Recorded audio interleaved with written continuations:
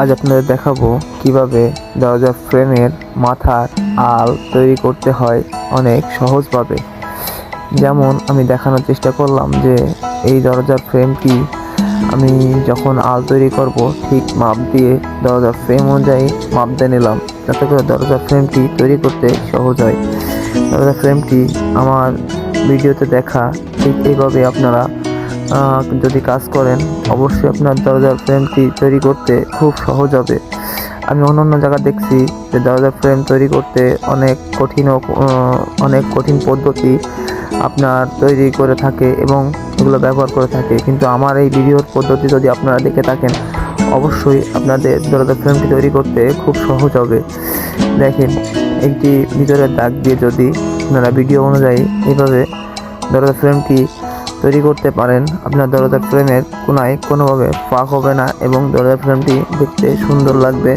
এই জন্যই আপনাদের দরজার ফ্রেমটি কোন নিয়মে তৈরি করে সেটা দেখানোর চেষ্টা করলাম। আমার এই চ্যানেলটিতে আমি প্রতিনিয়ত কাজের ভিডিও দিয়ে থাকি, আর এই কাজের ভিডিওগুলো যাদের প্রয়োজন কাজ শেখার জন্য, তারা আমার চ্যানেলটিতে সাবস্ক্রাইব করবেন এবং লাইক কমেন্ট করে শেয়ার করে আমার চ্যানেলটি রেখে দেবেন, যাতে করে আপনাদের নতুন নতুন কাজ শেখার জন্য আপনাদের অনেক উপকার হয়ে থাকে। আপনার প্রত্যেকটি ভিডিও এতই গুরুত্বপূর্ণ আমার চ্যানেলের যে যারা কাজ শেখে তারা বুঝতে পারবে যে চ্যানেলের ভিডিওগুলো কত গুরুত্বপূর্ণ। এই চ্যানেলের ভিডিওগুলো যারা দেখবে তারা অবশ্যই কাজ শেখার জন্য অনেক সুবিধা পাবে।